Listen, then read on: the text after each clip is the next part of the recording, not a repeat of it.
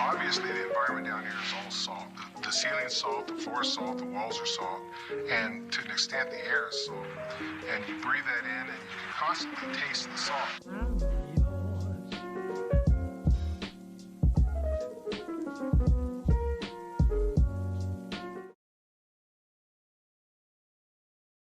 That fucked up the blurred background. No, obviously. And that should work. We should be live now. Yes. Cool. All right. I see our faces. Can you hear yourself? Yeah, I can. All right. My metaphorical green bar is going up. I like it. Yeah. So hello, everyone. Hello, hello. Welcome to this week's Pass Assault. Oh, fine. I'm going to get rid of the head pillow for right now. Neck pillow. I need to move chat. So the water cooler is safe. Just to answer some questions right off the bat there. The water cooler is safe. Thank you. Thank you for your concern. Yes. You'll see it eventually. You'll see it on the next video. Yes.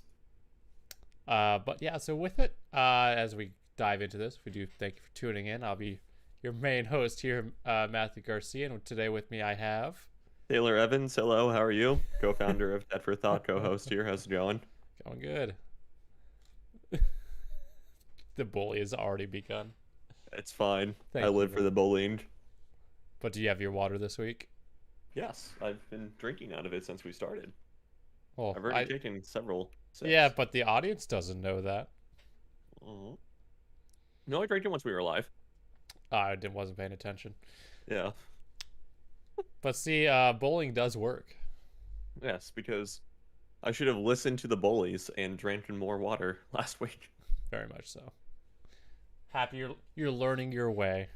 Yes. And of course, I have my not sponsored LTT bottle filled up. Actually, I kind of drank a lot more than I realized. But the goal is to finish it before the end of the podcast. What's your goal for your how much water intake? This is like half of a gallon. So okay. Polishing that off by the end of the podcast? Maybe get down to like a quarter left, maybe. I don't know. Let's just start chugging, boy. While you're going through that, just continue drinking, and I'll go through the little intro bit here. How about that? With it, we do thank you for tuning in live to this week's Pass Assault. Of course, if you do like what we do here, make sure to subscribe and hit that notification bell so you can learn when we go live here on Tech for Thought, 1 p.m. Arizona time. You can do the conversion. That's your problem. How dare you stop? I'm not done yet. Come on. And as well, if you wish to spread the good word of Tech for Thought, of course, we do have a Twitter at tech_4, the number 4_thought, as well as an Instagram at tech_4, spelled FOR_thought.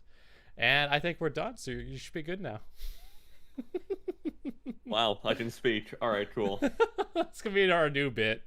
I'm going to start drowning myself eventually. Just dry drowning. Self-perpetual waterboarding. Yeah, exactly.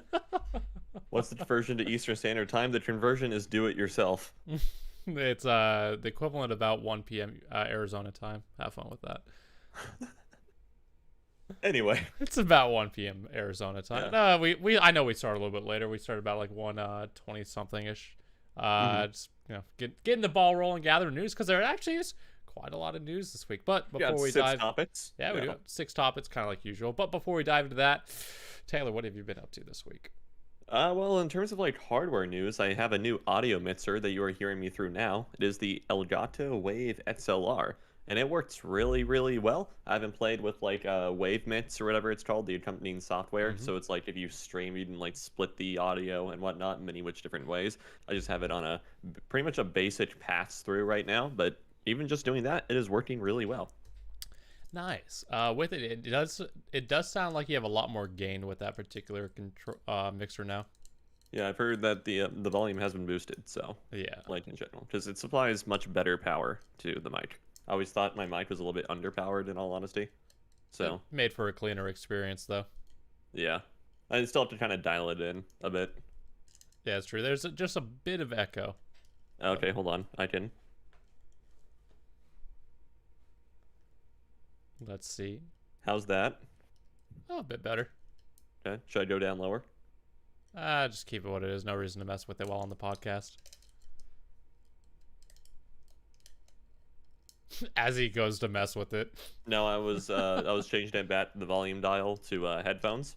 and then I had to unmute myself because like whenever I reach for it to do the knob and whatnot, or I have to like press the knob in to change like what it'll change, there's like this mute button that's like just like sort of like a touchpad on top. So I mute myself too. It is nice having a mute button again without having to just turn on and off my mic. I can believe it. I definitely believe it. Yeah. All right. Well, anything How else? about you? Oh, I've been pretty good. I've been working on stuff with my real work. Got interviewed for a position, got accepted, gave them a counter offer, so I'm just waiting to hear on that part. So there's been a lot of development on that front. That's why there hasn't been really a push out for a video this week. It's because we've all been kind of busy IRL. Yes, that's true. Yes, but we do have stuff coming out next week, such as the Apple event recap, because I think that would be fun. Albeit a little bit late, but that's what. At least we get it out there. Yeah. And we got people critique it, which is would be nice. We also kind of have a little bit of a breakdown with Windows 11 from Timelapse and his personal experience with it. Mm-hmm. All right, nice. Spoiler alert: Windows 11 feels exactly like Windows 10. Does it though when you right click? No, but no. I bet it's also nice hydrating. My first I should say this. The other day, earlier this week, I had my first like actually broken experience on Windows 11. Yeah, what was it? Yeah, I basically so in order to run a Japanese only game, the modification that I got for it and everything basically runs the game inside a Japanese locale emulator. Mm-hmm. And it does not work on Windows 11. It only works on Windows 10. I tested it on my laptop and it works just fine. They maybe have not upgraded to work with Windows 11 then. Yeah, exactly. So that's why I'm saying it was like I encountered my first like broken thing with it. Interesting. Yeah. Fun. Yeah. But in terms of other things I've been doing this week, I do behind me actually you can see a 3D printer which currently has a book and a whiteboard on top of it. I have been working on 3D printing some stuff.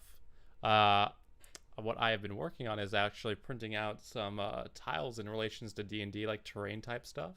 And these are like my first products out of it. Okay. Yeah, they like connect together and stuff too. Mm. Making your own Lego set, basically. Pretty much, yeah. But it's gonna be pretty cool. You could paint this up and stuff. It'll look awesome when we actually do D&D in person, all that thing. Mm-hmm. Giant nerd. Yeah, 100%. 100%. But yeah, the Elgusmar Pro, that's the one that I have. It is really good. Mm-hmm. Anything, if I would, like, it's like a couple $100 for a really, really nice 3D resin printer. It's worth it. Okay. It's not like the Saturn where it's you get a 4K screen, so a lot more detail, but I don't think it's worth it personally at that size. Right. But yes, Raspberries. Yes, what is it? What would you like to know?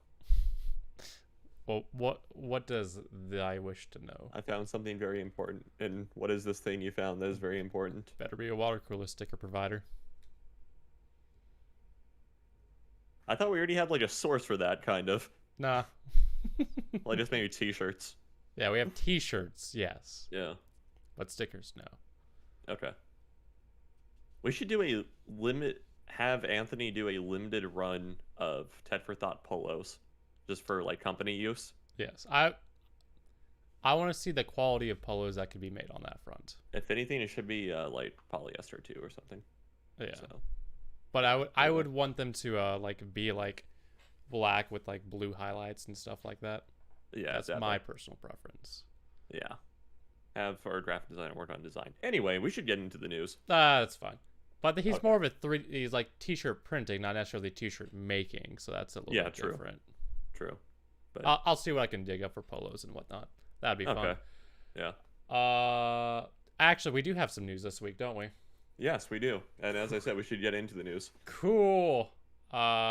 With it, I guess it's just easier just kind of going down the docket instead of having to go through all that. Yeah, I'll just go in order. That makes it easy this week. I think Raspberry's found something, and what he found offed him. Wouldn't you say? Yeah. Because he has not responded. Either that or his his hotspot Wi-Fi just died on him. Died. Yeah. All right, but for the first piece of news this week, what do we have? We have the Razercon. Razercon 2021. Yep. With it, Razer did hold a virtual convention where they revealed a lot of new products.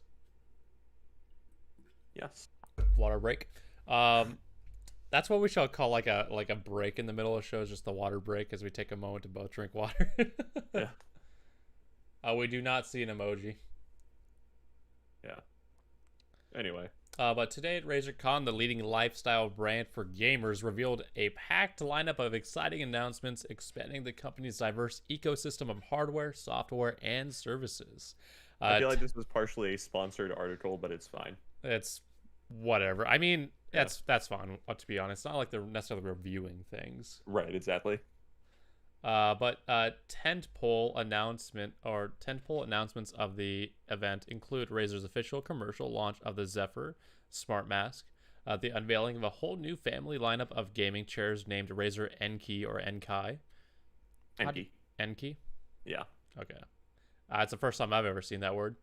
And Okay. and the company's expansion into manufacturing and selling full line of all new PC components. Additionally, Razer announced sustainability partnerships with Underwriter Laboratories, or UL, and luxury watch manufacturer Panerai. Have you heard of that brand before? No. Neither have I. Don't also know who Thom Brown is for like Samsung either, so you know what? Escapes me. Fair enough. Fair enough. This escapes me. But with it, you can find more details about these announcements and other highlights from the virtual event below. With it, you can see the mask here. The mask looks a lot bulkier than it did in some of the initial designs. Yeah, I've seen some people like wear it like in pictures and whatnot, and it's a bit much. Some of the original designs were fine because they were a lot more low profile. But right, this looks pretty big. Yeah. Yeah, I'm not a fan of that particular design. Right. Yeah, so the Zephyr mask that's been prototyped and was shown off way earlier this year, as the article says, back in CES, is finally out, and it's already sold out. Yep. People were super into it. Yeah. At least this is never mind, I can't. Never mind. Say it. At least this mask actually has like an active filtration system to it. Yeah. So it's going to be... Yeah, like some of these designs look a lot more low profile in comparison. Like that looks chunky. Like it should... I don't like how it's separated from the face like that. Holy Under Rainbow says the mask looks kind of like the mask Scorpion or Sub-Zero would wear. That is very true. That is true. Very true. Yeah. That'd make an interesting cosplay idea. Right. I mean, to a certain extent also, because it is like a full N95 respirator mask, there is only so much slimming down you can do. Yeah, but like you think you could taper the sides in some more instead of kind of being out like they are. Yeah, true. I guess it's one of those things to make them fit all faces, but I don't see a face fitting that. Yeah. But anyway, available for $99 when you can actually buy it. Yes. Already sold out. Yeah. In terms of other things, the Enki gaming chair, which you see this bad boy right here, looks comfy. Yeah, it's like it looks like it's their budget yes, kind of like budget gaming chair line, because their Ishtar is like $400 and $500. And this one is $299. Starting at. So yep. Yeah, it's pretty cool. With I'm just waiting for the Genshin Impact Ishtar to come out. That is true. But with this chair, also you can kind of tell like some of the good gaming chairs apart from others because of how much padding they have on there. And this one's looks like it has some good padding and a little bit of a natural lumbar support built into it. Yeah. I like it. Yeah, Clean. it's nice. Clean. And now you can get it for even cheaper. Gaming chairs are overrated. I mean, compared to water, everything's overrated. Not wrong. Yeah. All right, so I don't know. This next section is the section I'm the PC components. I would say excited about, but more just like interested in. Yeah. Yeah. With it, Razer unveiled the Razer Kunai, the Razer Hanbo, and the Razer Katana, and Razer's PMW fan controller. A new portfolio of high-performance PC components engineered for enthusiasts to build the ultimate gaming desktop.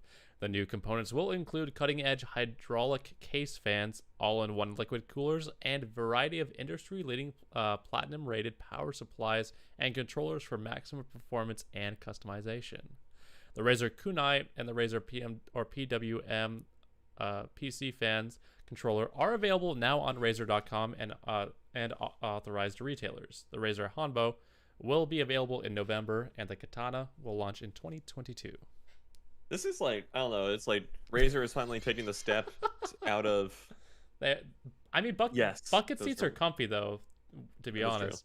Like properly made, like, Formula 1 bucket seats are literally molded to fit your body. Yeah. Which are badass. Yeah. Yeah, I don't know, this is kind of interesting to me. Just, like, this is the first time Razer is taking the step of, like, going... I guess unless you count their LED lights you can put in your PC, like the Chroma SDK kit or whatever that they sell, which doesn't work incredibly well, in all honesty. This is the first time Razer has gone from, like, outside the PC to inside the PC. So... Yeah, well, they also made cases before as well, so that's the thing. True, yeah. I love how the PC fans are named after types of swords. Yeah, and I'm kind of curious. Razer says these are, like, hydraulic fans. I don't necessarily... Thank you. I don't necessarily know what exactly they mean by them being hydraulic, or whether or not to have I just assume they're like they call them PWM fans, where their static pressure is good to go through, like, radiators and whatnot. Yeah. That's what I assume. Either that or they grease the hell out of their bearings. Right, exactly. So, yeah. But and then the PSU is interesting. I don't know. Would you trust Razer to power... Yes. Yes, I would too, in all honesty. And it looks like all the power supplies are going to be platinum rated for efficiency, so they're probably going to be higher up in the wattages, so like 1,000 plus or so. I do love the naming scheme as well with these. They're really, really cool on that front, with the Japanese weapons on that. With it. But yeah, and in true Razer fashion, it's like they have very uniform design code, and they all look pretty good. So they look pretty clean. Yeah. With it as well, one thing I'll be interested in is to see how closely these renders match up with the given products. Because being able to design like a super thin LED like RGB rim like they have right there, as well as the slim profile of it all, it's gonna be tough. Yeah, exactly. You need some strong stuff, but if they can keep it that size, I would be just by that alone, I'd be pretty impressed. Yeah. But I mean, this is cool from Razer. They, as of the recent, I would say like what, this is like decade or so, they've been making this transition to higher quality everything all the way around, and their products have just been top notch in my opinion. Yeah. Never. Myself have never had an issue with a Razer product, although I don't use one that's on my laptop right now. I should say that. Do you think that Razer will ever take the step to go like full AIB, like we see like Razer NVIDIA GPUs or AMD GPUs? I don't think they'll go that far one day. I don't think they're that close, but they have made closer steps from what I've seen, though. That's what I'm just asking. Like, eventually, do you think that's like kind of the end game? Considering they make their own laptops and stuff like that, it's definitely possible they could produce their own cards or motherboards. Actually, they have a motherboard. I think it's partnered with Asus though. Oh, okay. But there is a Razer motherboard. I do remember seeing that. Okay. Let me see. Look that up, Jamie. Yep, I'm pulling it up right now. Okay. Yeah, here it is. Oh yeah. ASRock, that's who it was partnered with. But it looks good. I'll admit this. Yeah. It's nice, low profile. Looks clean. Okay. Nice. But yeah, so with the PC components, these look dope. If they can keep this design minimalistic type look, we'll see on it though. Time will tell. But for the next portions, we have more. God, I just realized. I bet Razer will, after like the initial launch and like the second iteration or whatever, they'll probably like do their like color scheme apply to it too. So we're gonna get pink AIOs and like pink fans and whatnot. Oh yeah, they're gonna apply like pink quartz to all that stuff, as well as what do they call their mercury white. They probably get that as well. Yeah, literally mercury white. Yep. Okay. I know they've been developing more colors from what I've heard, so we'll see what that comes out to. Interesting. But we also get a new Kraken, the V3 headset. And the Razer Kraken V3 family lineup marks an overhaul to the fan favorite Kraken by retaining proven headset fundamentals and implementing HyperSense to deliver a lifelike experience with more features. As seen here, with the given image, it is available for $9.99 and available later in Q4. Okay, I like the design. Moving towards that more minimalistic, non super gamer in your face type design. Yeah, a lot more subdued. I like it. Yeah, that looks very close to one of Corsair's recent headsets. Yeah. Which yeah. Anyway, just saying. But yeah. All right, cool. But one of the showstoppers here, the Razerbook Quartz laptop, crafted for go-getters, the spirited and entrepreneurs with fearless individuality.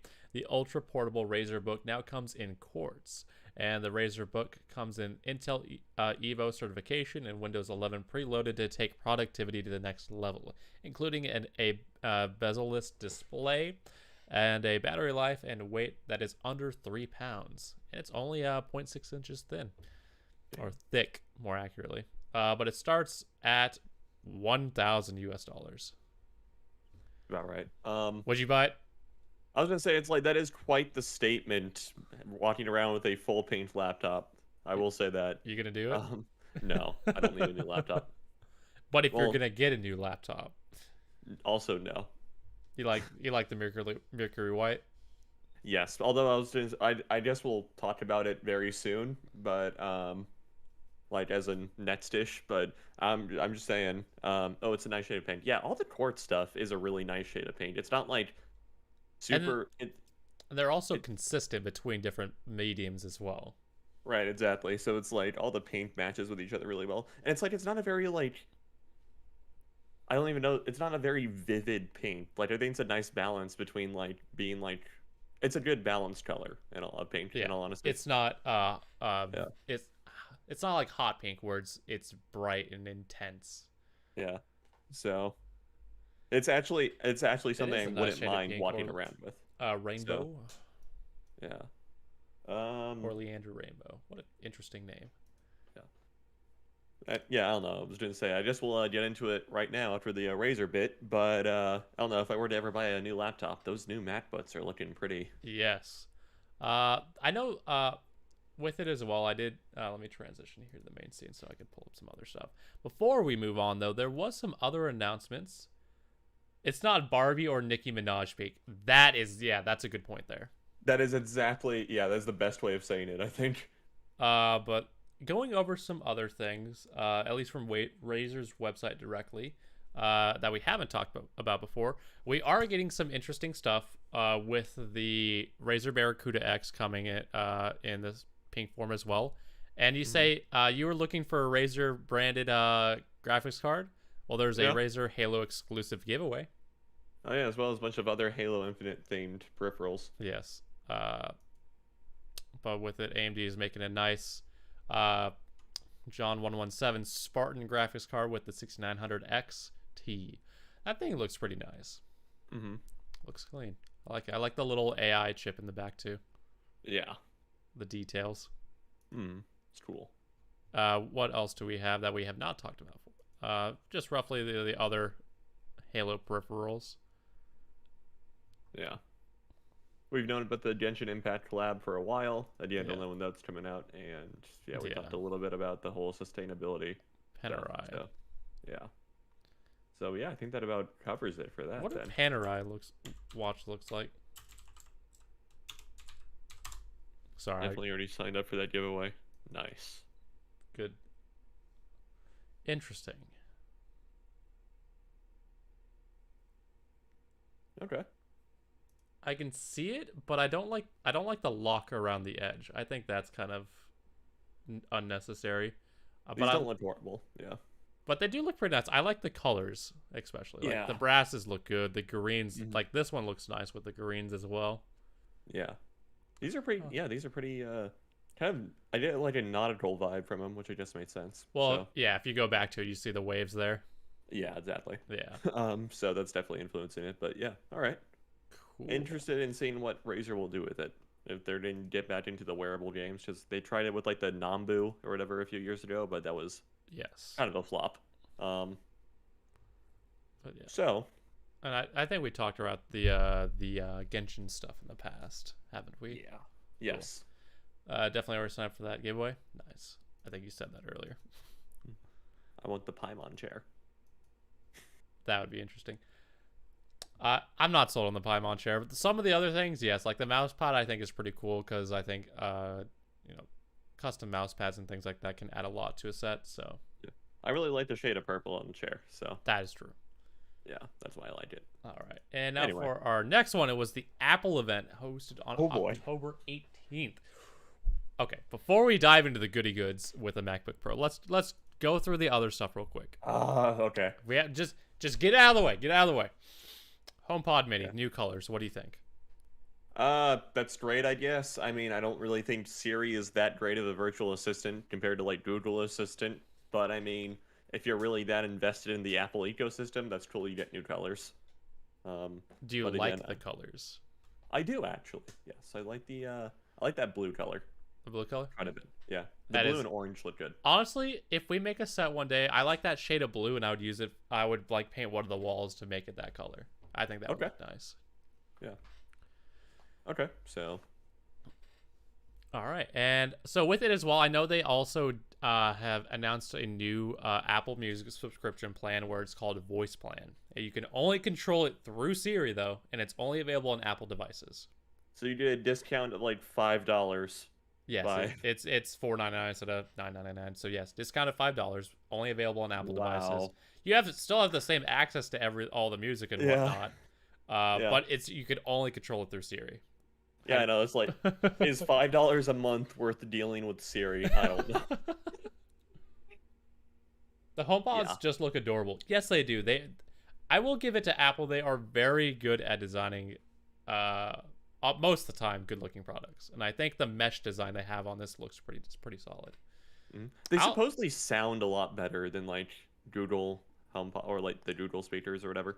I would imagine so. They're mainly fabric instead of plastic. Yeah. So that's I've heard their big like claim to fame is like they sound really good. And they're $100 for one. Okay. That's not a bad price. No. But also got the Siri plan to go along with it. One other cool aspect to the to Apple Music as well is that you can ask Siri like, "Hey Siri, put on a playlist for pushing like a workout through, or put on playlists that I like that fits like an atmosphere of like a family dinner or like a given like a party or an event." And Apple has gone ahead and made a curated playlist with their experts and whatnot to fit those specific moods. Siri, let's get fucking lit. Yeah. That'd be a dope one. Yeah. Siri put on the boys' music. Right, yeah. Siri, I'm cracking open a cold one with the boys. Yeah. All right. Then AirPods Gen 3. Yeah, Gen 3 AirPods. So these, a lot of new tech packed into them with it. Yeah. Bear with me, I have to scroll.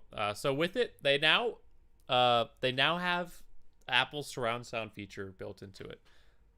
So that like the virtual spatial audio. Yeah. Okay, that is new with these generations of AirPods. Also, they did have kind of a reference to the old iPod trailers with the the silhouettes. Siri, please play the "I'm Coming Home Upset and Crying" playlist. All by myself. Hey Siri, my girlfriend just broke up with me. All my exes live in Texas. Pretty much. But yeah, I don't know. They're adding some features that were only available from the AirPods Pro. And speaking of the AirPods Pro, they look a lot more in line with the AirPods Pro, minus the whole silicone tips, because it doesn't have to really do the whole ANC stuff. So these look a lot more low profile. They are not going to be hanging out of your ears as much, which is kind of nice. Yeah. So, which is the personally, I don't really see the design change between Gen 2 and Gen 3 that much. Really? Like they look like kind of the same to me. Like I would need to see them in person and get my hands on them to really tell a difference, but they look the same to me, to be honest. But they also have adaptive EQ. Okay. Which it's supposed to what Apple claims is that when the music that you are hearing they will adaptive EQ it to better match what you're supposed to hear. Okay. It's like, how do you know exactly what I'm hearing on that part? Like, how can you turn to my specific bio ears? Right, exactly. I don't. Moreover, it's just like, just getting as close to reference sound as possible should probably be the goal for audio equipment, you know? Yeah. So, I don't know. But it's Apple marketing speak, so it's just magic, you know? Yeah, it's one of those things that I don't get it. I really don't. Yeah. What kind of black magic stuff do you got going on there? But Yeah. speaking of black magic type stuff, they now have a longer battery life, so they're now 6 hours instead of 5 hours per charge. Case And also a smaller case. in a smaller case that still supports 4 full charges, so you have 30 hours in total. They've also added so when you pop a button there, 5 minutes is the equivalent of 1 hour of battery life for the charge. So that's really good, really nice there. They've also added MagSafe and wireless charging to the case, which I think is a pretty nice feature. Right. Yeah. That's like the one product that I would want to have wireless charging. Mm-hmm. Be nice. Yes. And they are also finally rated for water and sweat resistance. Oh, so you can actually use them to work out. Yes. It's not like people don't actually do that anyway, but you can now officially do it. It's okay. Yeah, so now you can officially do that. Also, they have a price increase up to 180 now. Yeah, up to 180. So they now compete with the Tin 2s, wherever the Tin 2s, which yeah, or no, not they're the Tin P1s. My bad, I'm thinking of the Tin There we T2s. But if you want to, find out how those sound, go ahead and watch the review that we have on the channel. AirPods, something we don't know. Right, exactly. It's like I was like, how do you know how my ears exactly hear stuff? Like, how does that work? Right. But they also have a new force sensor on one of the tails, so you can better control over various gestures and things like that, which is good upgrade there. Yeah. They also have there's the sweat and water resistance. Case full of energy, 6 hours battery life, 30 hours total with the case. Yeah. Instantly connect as you would expect the AirPods to do. Mm-hmm. And the rest of the stuff is just like AirPods in general. Yeah. So. But yeah. There's pricing. I'll hold it there. Okay. Welcome upgrades all around. Yeah, I think sure. they're good. Also one thing I forgot. They have a new type of driver, and they call it a low distortion driver. Because I guess there was a lot of distortion before. Oh, okay.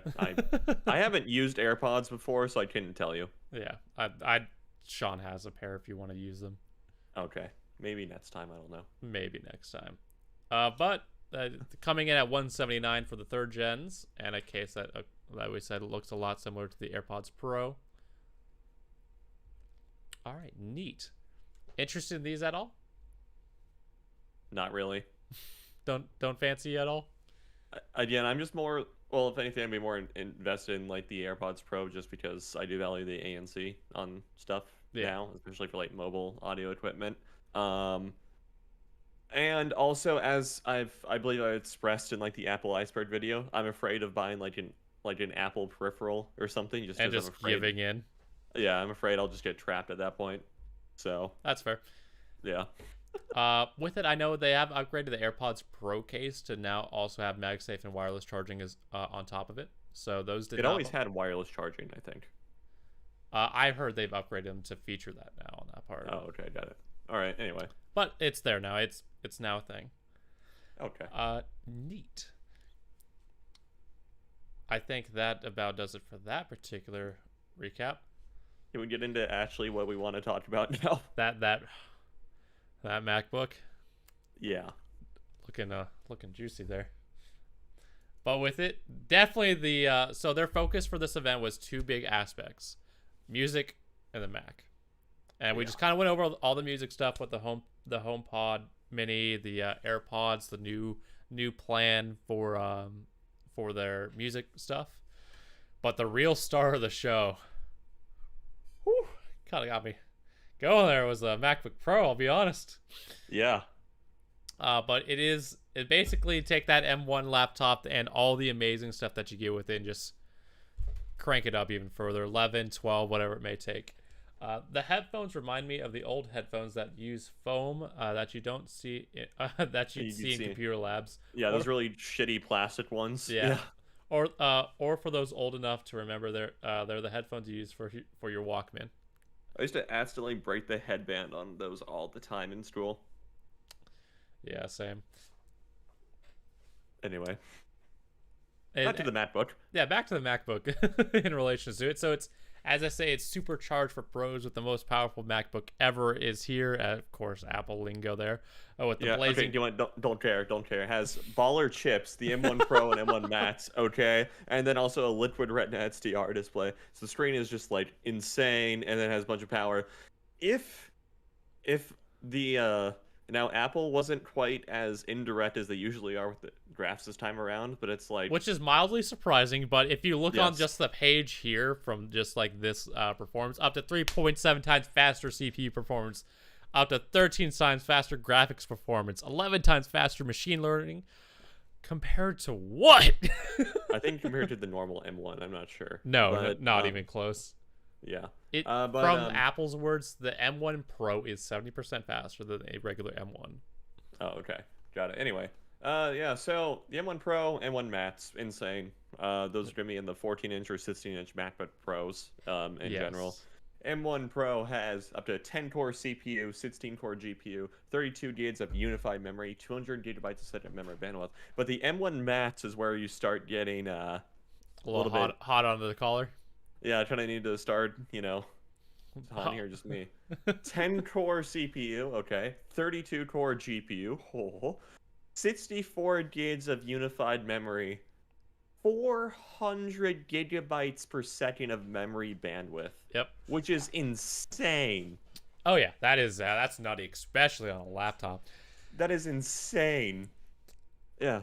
But also to describe as well, because a little bit of a change up with the design of their core is, typically what you would have on a, even on a laptop is a dedicated core for silicon for the GPU and one for the CPU, and they're separate from each other. They have to share information back and forth. Yeah. With the new Apple design, though, everything is unified on one piece of, on one chip. Silicon. Yeah, one silicon and one chip. Which is how they're able to get so much bandwidth and speeds and whatnot. Yes, and it's also where the term unified memory comes from, because with it now, instead of having to share the information back and forth between your graphics card memory and your CPU's memory, it all just exists on the same place now. You can and each thing can take as much as they want. So in theory, for stuff like video editing or photography, where very heavy requirements for GPU memory, you can take up as much as you need on that part and only need a little bit in relations to the CPU. So that there is kind of really nice, to be honest. The unified memory is kind of like that icing. It's just exactly what you asked for. Yeah. So this is this is insane. And if it's even half the computer Apple claims it to be, it'll still be really good. Yes. Before we dive too much further, I want to talk about the I/O real quick. Yes, the I/O. You got 3 Thunderbolt 4 ports, HDMI out, full HDMI too. Yeah, an onboard SD card reader, as well as a high impedance headphone jack. Which means you could plug in studio grade headphones. I would typically need an amp or something going along with them. Yeah, and then of course the Magsafe charger. Yes, and the Magsafe charger, which is a nice include. I like magnetic chargers for laptops, especially how they've done it for the original Magsafe and the Surface. Because if you actually kick one of those things, you're not wrecking a multi-$1,000 device. Right, exactly. Which I've been saved several times over thanks to that. Yeah. But oh my god, these chips look amazing. In terms of performance scale, we're supposed to get 70% performance boost from the M1 to the M1 Pro, and 2 times faster from the M1 to the M1 Max. Yeah. Nice. I will say it's if I was still in college and had to do algorithmic runtime simulations or 3D chip design stuff, these would be incredibly tempting. Yeah, and not only that, but like with it, you can get much more with this type of stuff. You can also get up to 6. No, that's for the I was looking at. But you can also get more cores than just the 10. You could get various different things like 8, 10, 12. Yeah, they have like iterations of stuff. They do have iterations on that part. One fascinating thing with this as well is this is the first generation of not only MacBooks but the MacBook Pro that have their media encoder work with ProRes. Right. That is very nice. So you could have multiple streams of 4K ProRes running it without issue. Which is a big deal because I think they said like something like 3 channels or 4 channels on the Max, which is a lot. That's a lot. Channels. Yeah. And of course, insane battery life. Just everything's insane about this, in all honesty. Yeah. Just please don't get an 8 terabyte SSD in it because you should not have that much data on one drive on one point of failure. Why not? That's a very bad idea. But okay, up to 7 streams of 8K ProRes video playback for on the Max. Yeah, that's nutty. I like it. I like it a lot. But of course they do support a lot of various other things. That's also MacBook can now do spatial audio type stuff in either. I don't know if it's real time, but it's at least a lot more efficient doing it. Oh my god. You know what? Their marketing material is so good at hiding it, but we have to talk about the notch. Oh. The screens have the notch. Yeah, you don't see it at all here. That is an absolute just abomination. We'll get there. Okay. Yeah, none of the marketing material so far has displayed the notch. Good point out. CPU performance, as you can see here, looking solid. Yeah, I like it. But it matches your iPhone. The notch. But yeah, so for example, what's with it, they at least give you some idea of what they're comparing it to. For the 16-inch model with an M1 Max with 10-core CPU, you get 2.1 times the performance compared to an 8-core Intel Core i9 16-inch MacBook Pro. Okay. Which is, hey, that's better than they usually do. Solid. Yeah, and then I see you have the graphs pull up on like the page there and whatnot. Yes. They actually do say it's just like compared to like a Core or like an Intel i9 processor. They don't say which one. They just say an 8-core Intel Core i9, which all i9s are 8 cores. But anyway, it's better than they've done in the past. Yes, that is true. And we get in GPU performance too. They compare it directly to a Radeon Pro 5600M. Yep. Which is it's a last gen graphics chip, but still a solid performance boost there. Like it, almost 3 times the performance. Yeah. And of course 13.4 times the performance compared to a 13-inch M1 MacBook with Intel Iris Plus graphics. I don't think that's really saying much there, but okay. Yeah. I mean, in theory, with this display, because it's a liquid XDR, their liquid XDR display, is that they may have a setting where you can like crop the top so you don't have to deal with the notch. Okay, so it's like, I guess it's like the way that you don't even need to do that. The way that they're really hiding the notch is that it's pretty much just going to be like where the menu bar would take up that top portion of the screen is where the notch comes down to. Yeah. So it's like the notch is pretty much contained by the menu bar. Yeah, it's true. Yeah, so it's going to be interesting. Yeah. But with it, as you'd expect, 17 hours of video playback on the 14-inch model, 11 hours of wireless web browsing. Pretty solid there. 21 hours of video playback on the 16-inch and 14 hours of wireless web browsing on that 16-inch. Nice. But the coolest part, advanced thermal systems move 50% more air, even at lower fan speeds. I would say this is going to be my primary concern with all this power in the laptop. Yeah. Is like... Apparently they have with everything being in one place now, it should in theory make it a lot simpler to cool down. At least that's what you would think. But right. I wonder what they're comparing the 50% more air movement to. But it's like, MacBook Pros were like, when they were still on Intel, they were marred by thermal issues, which is why they weren't great. Yes, but these laptops are thicker much around as well. Yeah, that is also nice to see that Apple is embracing the thickness. They tried to fool you saying it's like 15.8 millimeters thin. I'm like, don't say thin. Yeah. Thick. Embrace the thickness. But yeah, it's fast and vast with a jaw-dropping read and write speed of 8 terabyte SSD up to 7.4 gigabytes per second, or 2 times the previous generation, so you can open 8K videos instantly or store hundreds of thousands of raw photos at once. Yeah. Again, please do not have 8 terabytes of SSD on a laptop. Just, yeah. Why not? It's a bad time. Nah. You want all your eggs in one basket, like literally. But feast your eyes on XDR. That Liquid Retina XDR, the best display ever in a notebook, which I actually don't doubt. Yeah, that's probably true. They're taking it straight from their Pro screen that costs like $5,000. So yeah, fitness is valid. Yes, but exactly. With extreme dynamic range and a 1,000,000 to 1 contrast ratio, HDR content comes to life in photos, videos, and games with refined, spectacular highlights.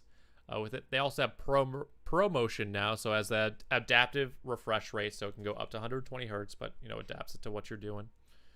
Helps save a little bit on battery life there with that Pro or the adaptive feature. A little bit. Yeah. But I have no doubt this display is going to look beautiful. But also with it, 1,000 nits of sustained brightness, 1,600 nits of peak brightness, 10,000 mini LEDs, 1,000,000 to 1 contrast ratio, and 1 billion colors. I don't know if you heard that sound, but that was the sound of my... Yeah. That was very... God, yeah.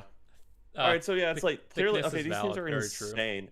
I guess my primary concern is that it's just like, this is the first, like, maybe outside of like the actual Mac Pro, the desktop and whatnot, this is the first Apple product that honestly lives up to like the Pro moniker. Yes, very much so. Yeah, but it's like, you look at like taking an iPhone 13 Pro, right? Mm-hmm. Bid selling is like the ProRes footage with it, Yep. on the 256 BEF.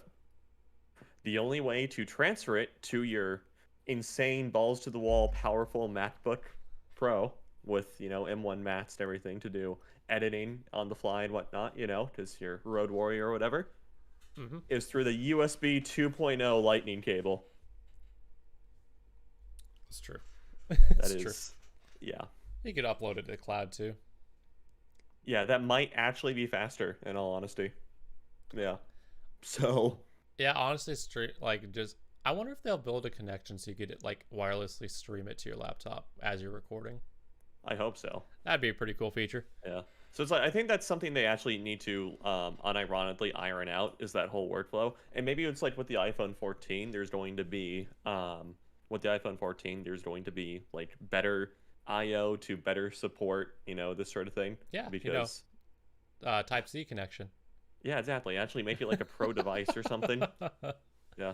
Or they need some baller like wireless transfer system to take its place, Yeah. Yeah. But with it, kind of give you a screen resolution. We got for the 16-inch variant a 3456 by 2234, which is almost 4K. It's a 16 by 10 aspect ratio too. Yes.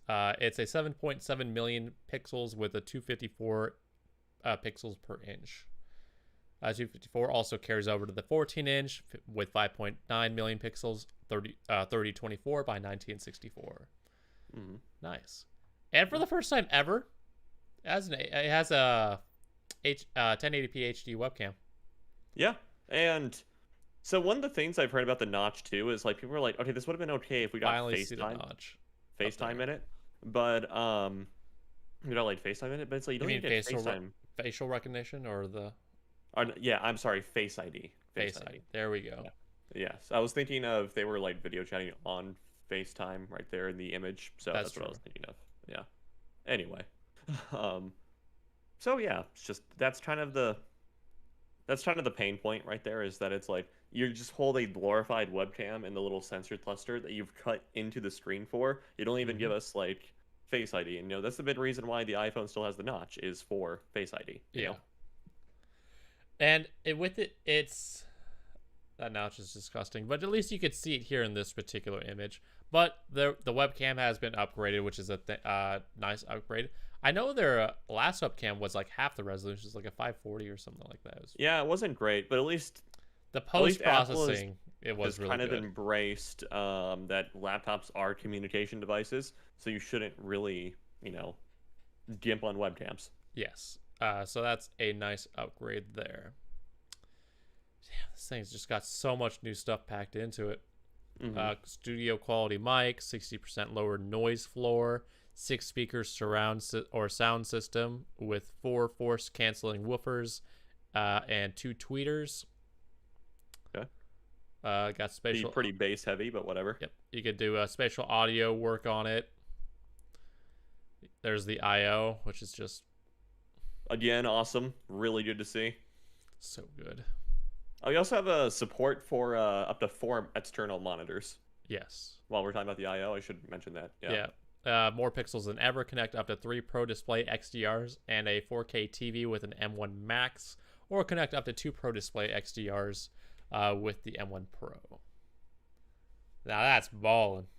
Yeah. This is. But at what cost?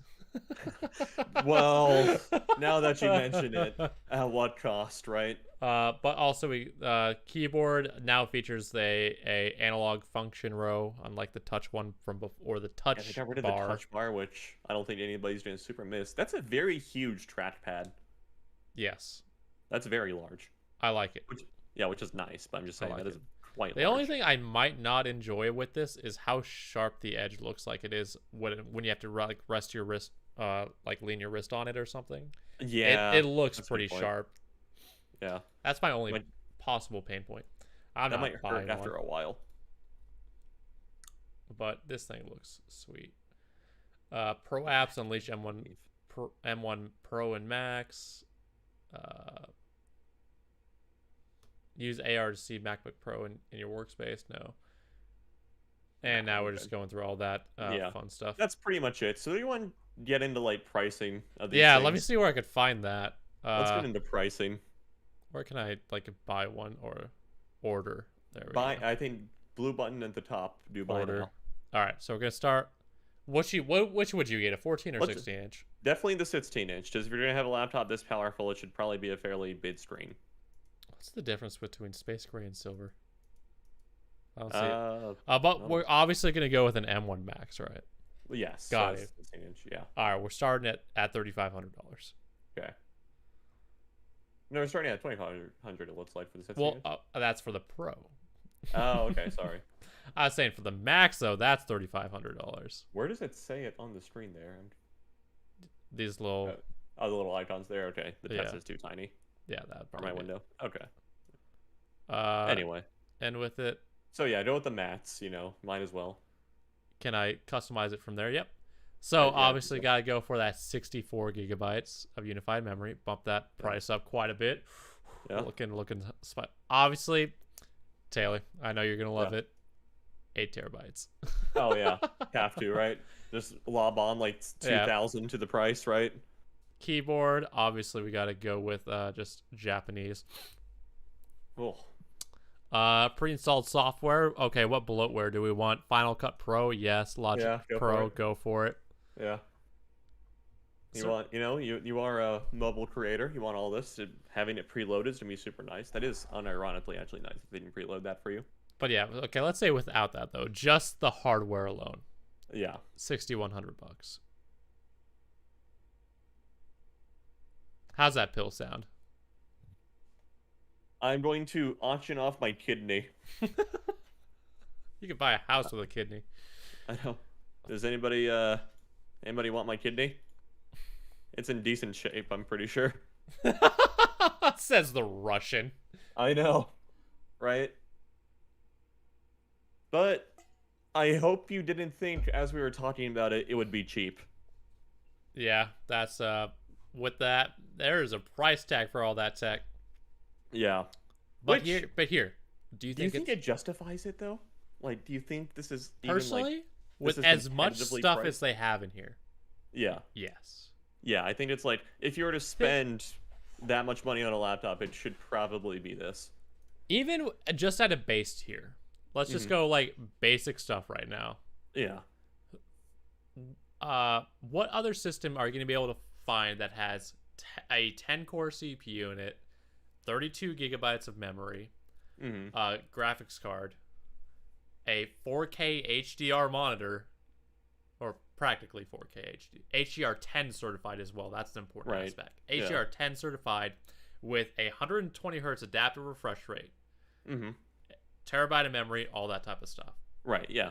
No, you'd have to get into the really high-end, massed-out gaming laptops, but even then, you're still making compromises and everything in sense of like. I mean, it depends on the blood types. What blood type? That are is you? true. I don't even know. Really? I'm like. I've always been too skinny to give blood. But anyway. Fair enough. Yeah. So the whole thing is like you'd have to get into the really high-end gaming laptops before you even begin to like competitively match the specs and whatnot.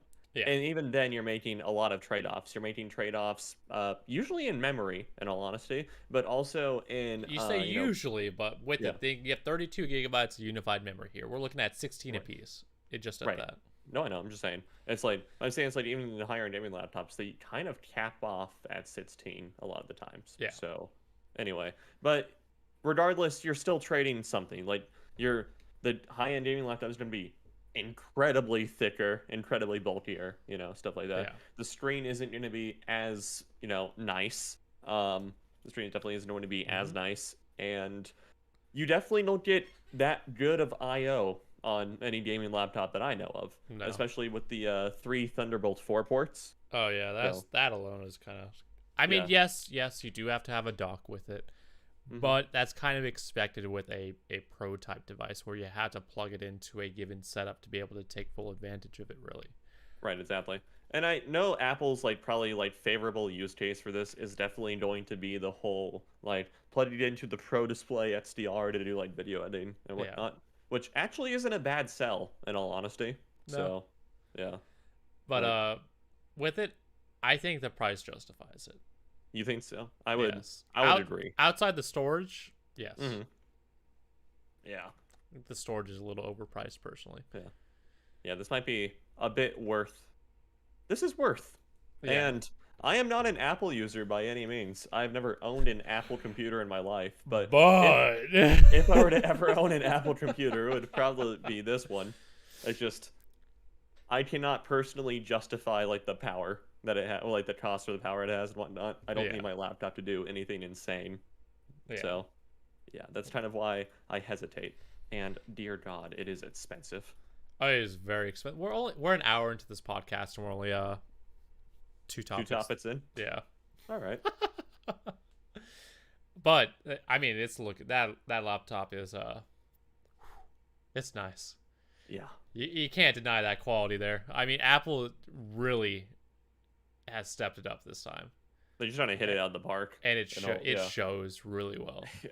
They're actually trying, and it's kind of scary when they actually try. When they actually try, they can literally destroy any market. Yeah. Or not destroy, but own pretty much. Significantly disrupt. Yes. There is nothing even close to something like that. Of course, as we do with past, so fair warning, we don't know the exact performance specs right now because it's still in, being released and everything like that. But with it, we at least have some idea thanks to the M1 Mac, which was by itself breathtaking. And lived up to expectations really well, I say it exceeded expectations, especially in battery life. And we also keep in mind that was Apple's first crack at a laptop chip too of their own design, which is kind of crazy. Yeah, that was their first attempt, and they nailed it that hard. Oh my God, it's looking good. It's looking really good. Yeah. I'm not willing to pay that much money for it. No. if I had a Surface that was that powerful, I would think about it. That's the pain point. Yeah. I don't know. Now on to, I guess, as we transition into our more next topic. I just realized there was an autoplay video muted on my top monitor, which is why my lighting was just going funky. Oh, that explains it. Yeah.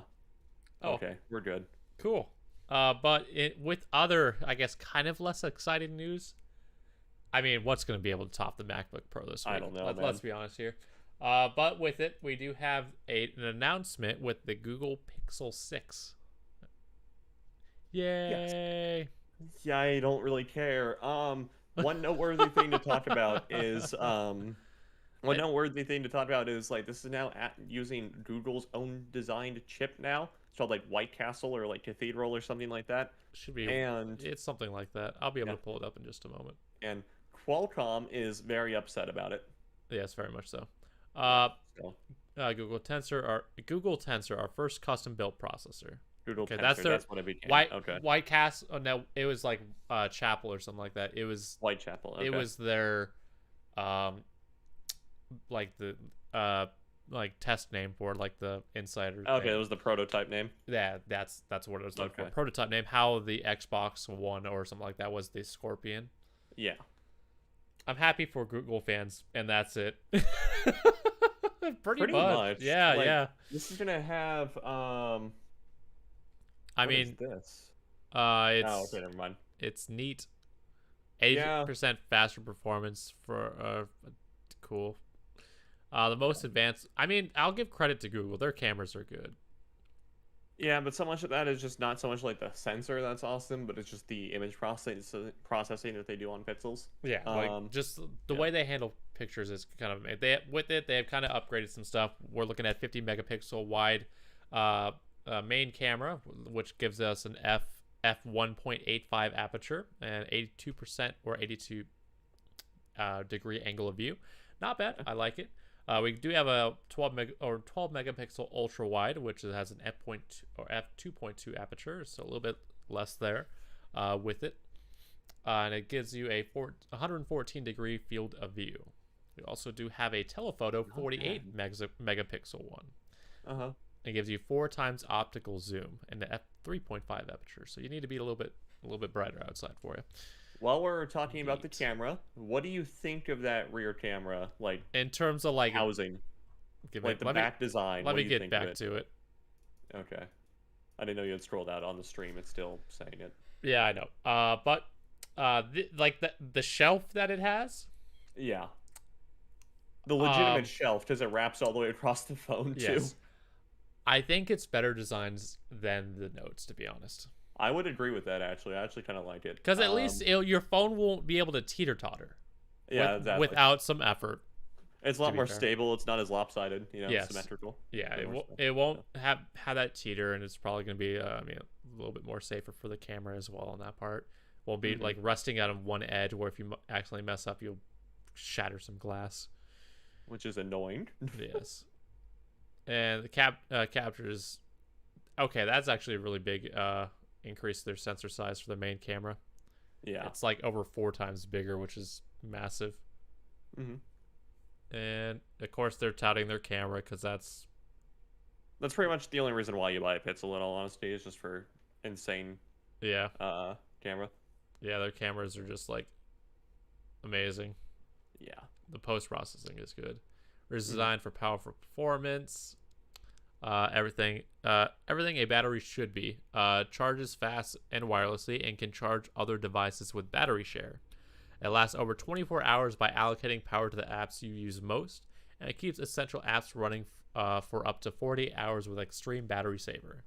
Yeah, that's just, again, aggressive software optimization there. Yeah. Which is, I mean, hey, cool upgrades. You really have to be honestly, it's like in order to like really use a Pixel and daily drive it, you have to like be a really big like Android software enthusiast, and I'm just not there yet. In all honesty, like haven't committed. I just like having Google Assistant screen calls would be pretty cool. I actually encountered that for the first time the other day, and it was just like I had to give this thing a good enough answer to actually push the call through, and so it was just like And so I think I said like emergency food delivery or something like that. So it'd be like, oh shit. Heck. Yeah. But with it as well, as going into it, just more design aspects. As a 6.7 inch smooth display that's made from Gorilla Glass Victus. Not surprising there. Very. I would hope so. Very good glass. With up to 2 times better scratch resistance than the previous Pixel phones, and I would also hope so. IP68 protection, so it can take a little water and dust. All right, not bad. No. But it's enjoy a more responsive gaming and scrolling with 120 refresh rate on an LPT or LTPO technology, and that lowers to 10 hertz to save batteries. Yeah. Cool. Yeah, so 100. It has all the markings of a flagship and whatnot. In all honesty, And it looks a lot cleaner as well on the front side here. Yeah, this is my favorite looking Pixel yet. I wish they brought back the panda color scheme though. That'd be cool. Yeah, that's true. It kind of did, but it looks good. I like it. Mm-hmm. I just hope it's not marred by launch issues like all the other Pixels have been, and doesn't have the terrible screen burn in like before. Yeah, and I am also super interested in how that was white. I'm sorry. I just full screened an article. Yeah, but it also I'm really interested in seeing how their processor works. Yes, the processor is definitely be the most interesting aspect of it all in terms of performance. Yeah. Personally, I don't care too much about performance for phones on that part. I just need my stuff to be able to play YouTube videos and read Reddit. Yeah, and I'm also interested in it just to see how it's like it competes with Qualcomm. Yes, I think that since there's a lot of let's say drama there, it's definitely going to be interesting to see how that competes, especially with a lot of companies transitioning to using their own stuff. Yeah, like Samsung for the S22s might be leaning heavily into Exynos, especially with the RDNA partnership from AMD. Yeah. And moving off of Qualcomm. And now we see Google here, and then obviously Apple just uses their own ARM-based processor. So, yeah. Yeah. And the most interesting aspect is just how busy TSMC is going to be. Mm-hmm. People need to start making their own facilities and all that fabs.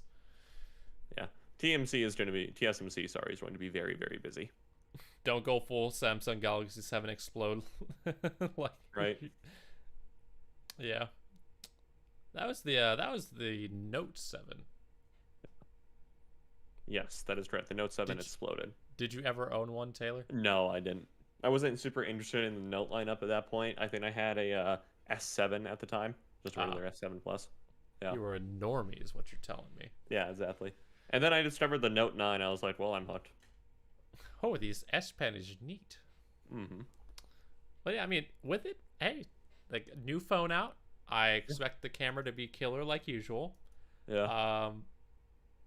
I mean, we'll have to wait and see more on that front from it, because the Google Silicon is definitely the most interesting aspect in my opinion.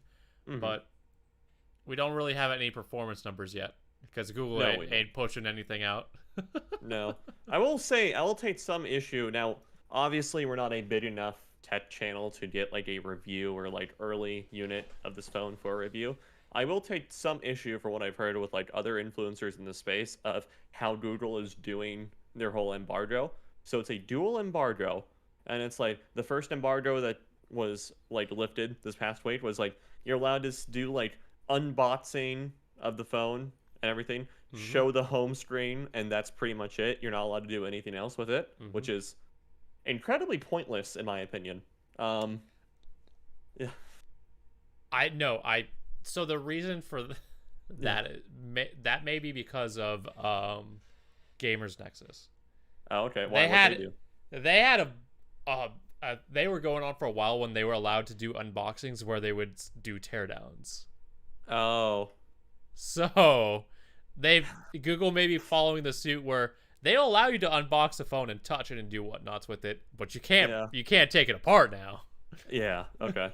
That made sense. But because Gamers Nexus, amazing people. Got to meet Tech Jesus himself, both of us in person one time. Absolutely chill dude. Super knowledgeable, cool, as you'd expect. Yeah. And really awesome. He is amazing when it comes to it.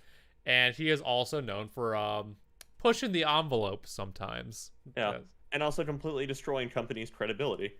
Very true. So to ensure that, doesn't become an issue, they're probably in thanks to Gamers Nexus putting something like that with a dual release like that.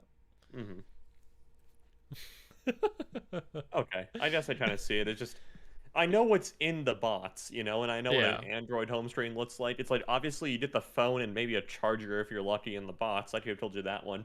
And yeah. And it's like obviously the home screen looks like an Android home screen. I don't think Yeah. that's like a super hot take or, you know. Yeah, but they probably have those specific restrictions for that exact reason, which is I find hilarious. Yeah. Thank you, Tech Jesus. Thank you so much. Making companies do stupid shit like this. Destroying what was it, Gigabyte in one fell swoop? One fell swoop, and then multiple other like kick on the ground, you know, multiple further curb stomps. Stop, he's dead already. It was definitely a case of the beatings will continue until Drink morale water now. improves. All right. I'm Wa- gonna hit my water goal because the podcast's been going on for so long. Water break.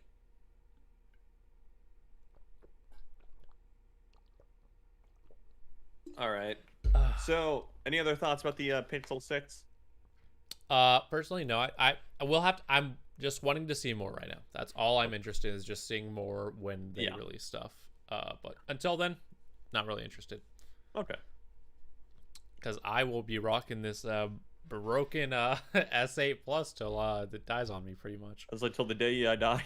Which for a video, I want to, like, I've never done a screen replacement or anything like that on a phone. Mm-hmm. So I've ordered a new screen, and I want to try replacing it.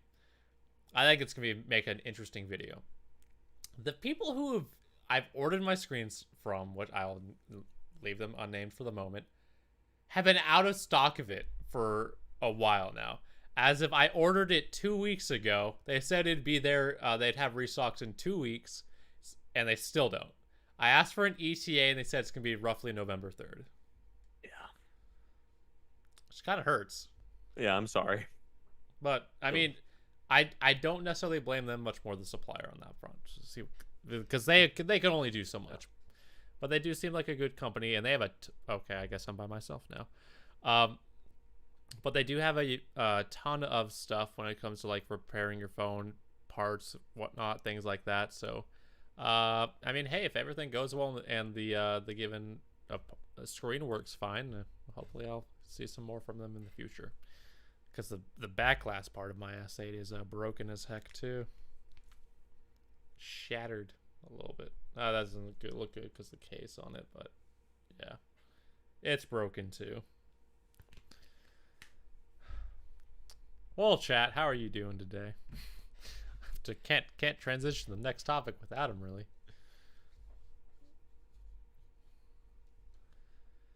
Let me at least get the next topic pulled up here.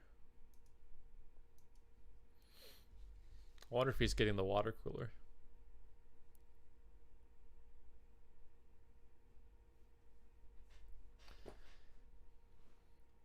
All right. Thank you, Taylor, for going AFK on me. Very much appreciated. I know I'm doing pretty solid today. It's been a good day so far. And it's finally cooling down in Arizona now, so you don't have to, like, die outside. Getting food soon. Very nice. My day's been good on that part. Like I said earlier, dealing with a lot of work stuff, so I haven't been able to push people to get videos produced and whatnot on that part. So, but we hopefully should be back to normal on that part next week. All right. You good? Yes. We're allowed to transition to the next topic? Oh, yeah. All right. Let's go. All right, let's do this. Let's do this. Leroy! All right, next topic is...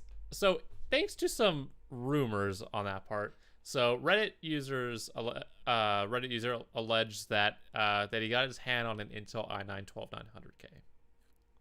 Alder Lake, yep. And so, and he claims that it's better than a 5900X. 5950X. 5950X.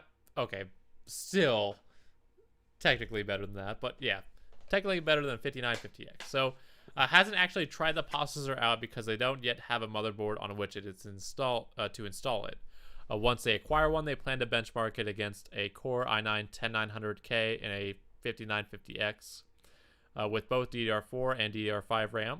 previous benchmarks have already shown it Intel's upcoming Core i9 putting it up fight against a 5950X. So they haven't actually tested it yet. No. But no, this is, I'm sorry, that was more like referring to other rumors that have gone around about it. Yeah. Also not this specific user. This was the first thing I should find, I'm sorry. Nah, it's fine. Okay. But here's the package. On a related note, I've heard that it can draw up to 330 watts of power to get these numbers. So here's this is hot and heavy. Jesus Christ, really? 350 Yeah. watts? 330, I think. 30. Yeah. Oh my. That 1200 watt power supply is finally looking good, huh?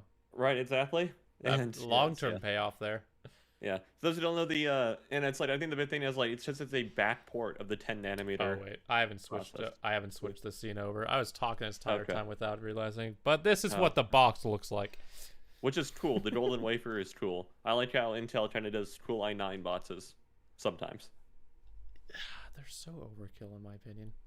I don't I like. like the like decahedron of the my i9 box. The only reason I like that one is because I can make a D12 out of it. Yeah.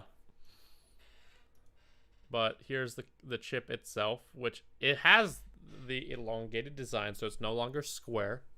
It's a rectangle now, Mm-hmm. which is neat. Looking more like that Threadripper every day. Yeah. And so it comes in the wafer box itself, which Pretty cool. I don't know. doesn't look very secure to me. It's fine. It doesn't look secure. It looks like a PlayStation 3 box, and I blame it on the shade of blue. That is very true. Yeah, you actually got a point there. Here, let me pull up. Yeah, so look, the wafer is secured by tape. It's good, okay? It's good. Yeah, I don't know. 12900K is gonna, at the cost There of we go, heat and 12. power, is definitely gonna crank, you know? There's a Good PS3 box, right? Got that shade of blue. You transitioned out of the article. I know it'll show back up in a moment, but yeah, Okay. the Yeah, colors I are got you. the colors are pretty darn close. Yeah. There's a delay here. Give it a moment. It's a really long delay. It's what Streamlabs does. It's not me, bro. Okay. Anyway, are you Neat. what? I don't know. What do you think? Do you think it'll live up to the performance numbers? I have no idea. Okay. I take all these things with a grain of salt until I actually see something from like a reputable source on that front. And am I gonna get one of these? Hell no. Yeah, probably. This is still probably a pass for me too. Because I currently have my system, which is like still like about a year old. Mm-hmm.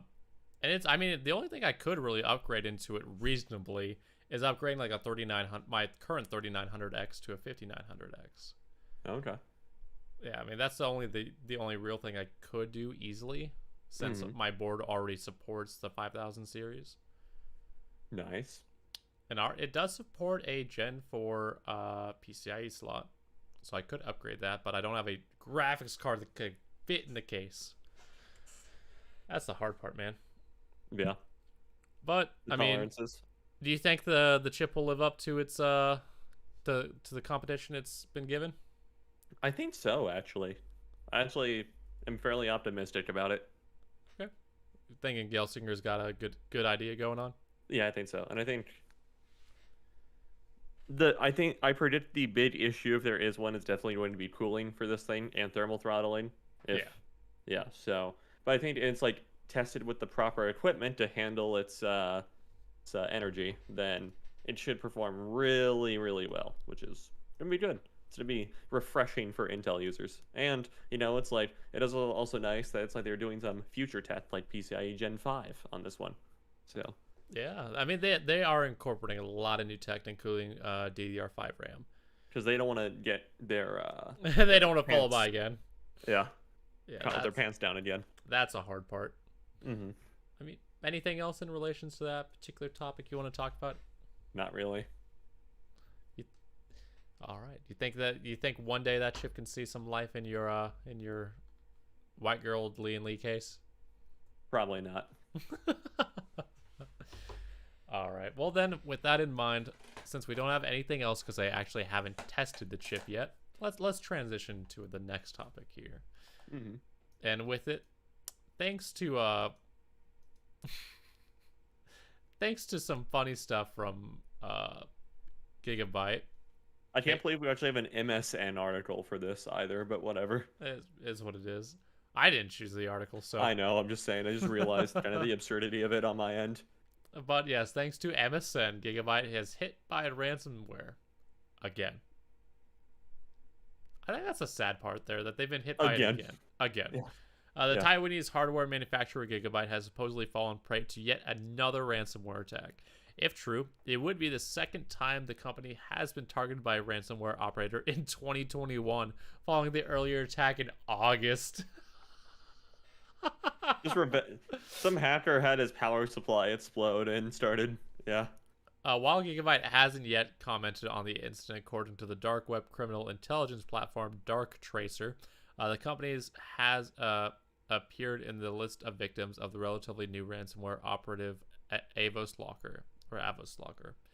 But Tech Radar needs you. Oh, and what the heck is? I guess those are a bunch of ads there. Oh, MSN. It's like MySpace, as in it's irrelevant, but it's nostalgic. And yes, those two paragraphs are ads.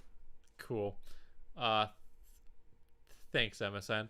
But as usually in the case, the Avos Locker gang has reportedly published some of the stolen data as proof of their attack on Gigabyte. Privacy Chart claims that has to have seen the data sample and says that it contains lots of sensitive information, including passwords and usernames, employee payroll details, human resource documents, and credit card details. Oh, woo! Furthermore, somebody has the Gigabyte company cards. Sweet, nice. Furthermore, the shared 14.9 megabyte sample also contains documents of Gigabyte's dealings with other reputable firms such as Barracuda Networks, Blizzard, Blackmagic, Intel, Kingston, Amazon, and Best Buy. No surprise there. If the contents in the sample are indeed authentic, it could cause sleepless nights at Gigabyte's HQ, especially since a report earlier this month suggests that Avos Locker plans to pioneer a twist to the classic double extortion methodology to punish non-paying victims by auctioning their data rather than posting it for free. Industry experts believe that given the nature of the exfiltrated data, Gigabyte would be left with little option but to pony up, since it wouldn't want the sensitive details to end up in one of its competitors' hands. Yeah. All right. Neat. All they had to do was just not make power supplies that explode, and this whole thing could have been avoided. Sure. I don't have proof, but I can guess. It's all the proof you need. Yeah. I think it's not only sad that it's the second time that this has happened within the year, but also within like a 3-month time span. Right, exactly. This has been a rough Q3 and Q4 for a Gigabyte. Feels bad, man. Feels really bad. Oh my god. I wonder if all this the reason Gigabyte was attacked was in relations to the Gamers Nexus stuff, since we were kind of talking about them earlier, or just the fact that they're that easy of prey. I think it could have been they were just that easy of prey, in all honesty. Fair enough. Like, I'm sure similar attacks were attempted against other vendors like that, but Gigabyte just happened to be the ones that left the back door open at some point or another. So broke in. Yeah. Neat. Do you feel bad for them?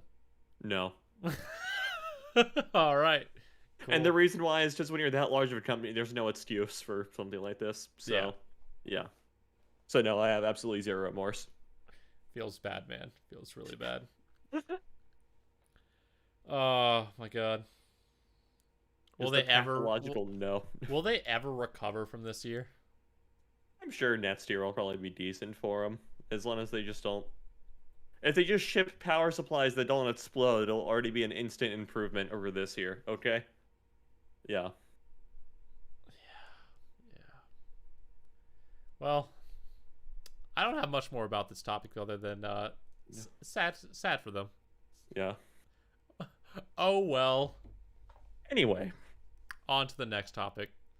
And our final topic now. Yeah. We're about an hour and a half into this podcast. Damn, this is one of our longer ones. Yeah, well, we spent so much time on Apple. Yeah. That'd be why, to be honest. Yeah, I know.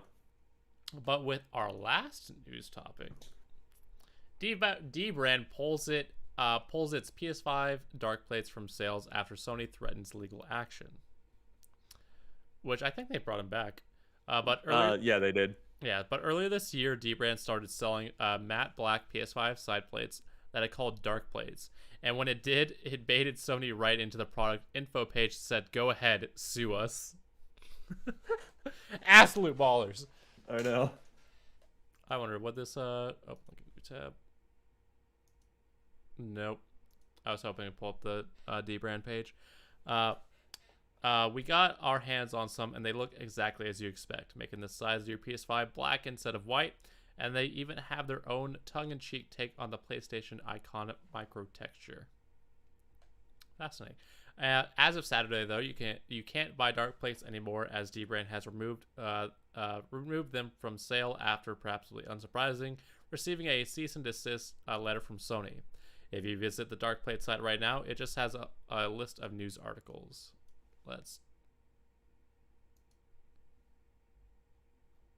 And it doesn't anymore. Oh, okay. Let's see, does anything else interesting? Oh, there we go. Okay. Thanks, Sony, avoiding lawsuits. I love how just absolutely like balls to the wall they are being with this. Yeah, they've owned it now. Yep, they've owned it. They're like, we're this is happening. It's not an option anymore. Mm-hmm. But with so the article here goes on to say that it's like basically Sony took issue with the original plate designs because they weren't different enough. Yes, is essentially it. Is like they were almost literally the OEM side plates, but just black with the little like pattern design on them, and that was the only change. And Sony Legal apparently thought it was just like, yeah, this really isn't different enough. So now Dbrand is back with the whole vented design that you just had on the stream there. So, but also with this as well, I also heard that Sony did not have a patent on their side plates. Oh. So that's why they got away with it. Oh. And because Sony put a patent in place after these products were made, they can't enforce it against Dbrand since it was a currently existing product. Yeah. Okay. That's why they said, go ahead and sue us. Yeah. Go ahead and try and sue. Yeah, but with it, Dbrand does not appear to be agreeing with the comply with a permanent cease and desist, though it says it will comply for now, which did not last very long. Let's be honest. One more specifically, we elected to submit we've elected to submit to the terrorist demand for now. Dbrand writers in a 1,666 word post on the company's subreddit.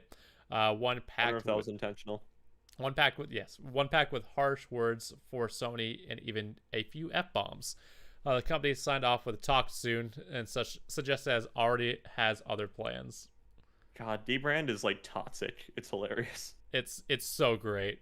But like, yeah. But thanks, Sony. Do you have any idea how many lawyers we had to go through to find someone that were willing to take on the dark plate case? We'll give you a hint. The answer lies at the bottom of like Ontario. Turns out our new lawyers can handle either the murder charges or the dark plate files, but not both. We may be in a maximum security prison for the end of the year, but at least your PlayStation 5 will have it in its really original design. They're just so like do not care mood. I love their PR department. It's really funny. Yeah. They also have light strips as well, which is pretty neat. It's cool. Yeah. Oh my god, it's so funny. I'll pull up the specific Reddit post real quick, but what's your thoughts on this? I think it's absolutely hilarious, just this whole saga, but mostly all the responses from Dbrand to Sony, and but yeah, I think it's absolutely hilarious. It is really good. Let me see if I can. Where is it? How do I find you? These guys are mad lads, and I love it. Yeah, that is true. It's always hilarious to watch on like Linus Tech Tips or whatever when Dbrand is the sponsor. And Oh just yeah, they how always do the most hilarious things. how they start trolling. Yeah. Okay.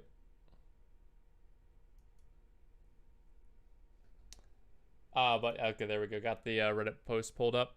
But with it says, Dark Plates are back. Checkmate, lawyers. It says, hey Reddit, us again. Fun weekend, huh? Turns out the headline company dares Sony to sue folds when threatened lawsuit sparks quite the dialogue. Before unpacking the final chapter of this soon-to-be great Netflix special, we'd like to see set the record straight on the widespread misconception. This is not the reason Sony threatened us with a lawsuit, and it's when they said, go ahead, sue us. Just to make this aware, this is the Dbrand account posting this as well, so this has been approved. Official Yeah. stuff. This is. But it's a registered patent for the given design. While we appreciate the armchair legal advice that's filtered over the weekend, the reality of this dark plate dispute is quite simple. One, you can't successfully sue someone over an alleged design infringement without registered design patents. Sony did not have a registered design patent for the PS5 side panels when we launched dark plates, or for many months following the release. That might honestly be like the most surprising part about this whole thing to me is that Sony didn't patent that aspect, just because Japanese companies tend to be super anal about patenting everything on one of their products. Yeah.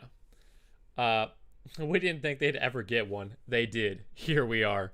So, faced with this registration design patent, which according to Sony alleges to cover the shape of the PS5 side panels, we had two options. One, spend millions fighting the legitimacy of design patents claimed for many years in court, or start fresh. Just start fresh. Just make a different, nicer shaped faceplates, lol. Without further ado, we'd like to introduce you to the Dark Plates 2.0. Definitely, yeah. All right, anyway, that's all great, but now just get into it, right? Yeah. But big difference, they got a hole in the side. Yeah, they don't rise up as much, and they have lights now, so yes, it's officially different. You know, it's good enough different. Yes, it's good enough, right? Mm-hmm. Yeah, it's good enough different. But just all of it is so good. Yeah, but we're still suing you over those skulls, triangles, and radiation symbols, and whatever the hell that square is. Lawyers utterly clueless because they're micro-texturing. Because micro-texturing for the real thing is just, you know, the buttons and whatnot, the X, triangle, square, circle. Yeah. What they did is with their micro-texturing is they originally had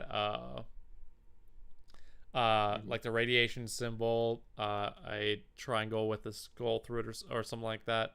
Yeah. So not exactly the same thing, but pretty much there. Yeah. No.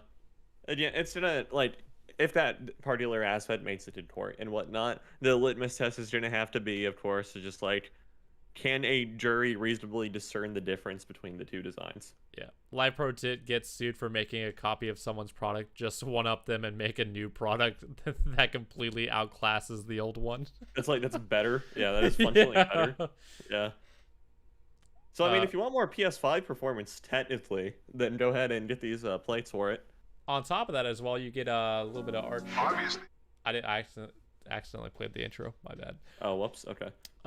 It was just for a brief moment. Yeah, that's good. But not only that, you get the RGB on top of it, so you can make your PC even faster by setting it to red. Heck. Nice. Okay. They are absolute mad lads, and I appreciate it. Yeah. Love it. You love to see it.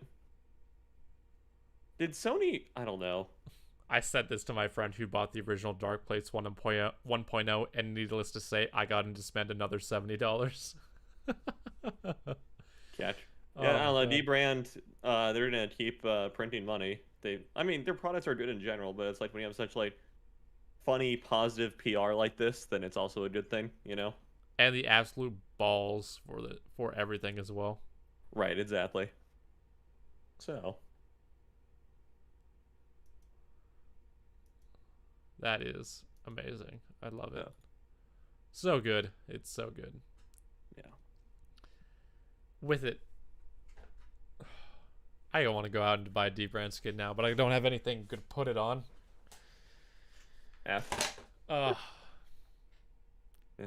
All right. Well, I other hope we takes get on... a Dbrand skin or Dbrand sponsorship one day. I'm not sure I could deal with like the moodiness of the other partner in that relationship. You Oh, know. I would put up with it. How about this? We put it on my videos. There we go. Yes, we can each have our own our own given sponsor on that part. Yeah. You could get Ridge Wallet. I'll deal with Exter. How about that? Okay, that works. I think that kind of does it. Yeah. It's been almost hour 40 now. This is definitely one of our longer podcasts. Yeah, well, we did a deep dive All the into event stuff and whatnot going on, obviously. Yeah, that was a big difference there. Yeah. Damn, lot going on this week. A lot of stuff. Mm-hmm. All right. Well, It is Techtober. It is. That is true. It is Techtober. Anything today that you're interested in possibly getting? I don't think so. No, I will not be tempted. Okay. Come on, Quit this line of questioning. Dip your toe into the Apple ecosystem. No. I'm scared. What's the worst that could happen? If anything, it'd be like the AirPods Pro, but their second iteration of those is coming decently soon. So It's just go ahead and walk into the garden. no, I don't want to. Tim Apple, no, please Stay away. Yeah. Well, I think that kind of wraps up on that part with the news. Anything else this week you wanted to go on that we haven't touched on? What haven't we touched on? Good point. Yeah, I think it's been fairly comprehensive. Yeah, I like it. Well, as we wrap it up here, Taylor, where can the good people find you on the internet? You can find me on Twitter at Infurious7809. That is at INFERIUS7809. All right. And if you wish to find me, of course, you can find me at Filmed by G-Man on Twitter. I don't use that often, to be quite honest, but hey, we do have other things where you can use spread the good word of tech for thought, mainly our Twitter at tech_4 being the number 4_thought, and the Instagram being tech_4 spelled FOR_thought. And before I continue, Taylor, you want to take a little water break? And I need to polish this off. Like I said, I was going to finish one finale water break. Yes, we need it.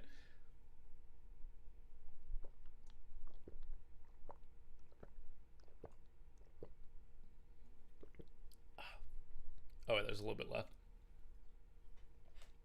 I was trying not to spill it on myself again. Oh, I just spilled it on myself a little bit, and now you know how that feels. Dribbling down your chin. Yeah, little slutty over here, you know. just really hoeing it up on the podcast. Straight up, we're God damn it. But as we wrap it up here, of course, if you do think we've earned it, go ahead and hit that subscribe button there. Really do appreciate it. As well, if you want to find out when we go live, hit that notification bell. We do have videos coming out pretty regularly on that front. We try to shoot for 2 a week. Sometimes it can be hard depending on life because we all of us who work on this channel have full-time jobs, normal day jobs, and sometimes a little bit longer on that part. Magic Tech, straight up. Cool. Well, Magic Tech. Okay. Yes, and we do thank you guys for watching, and we'll see you next time. Thank you all so much. Thanks.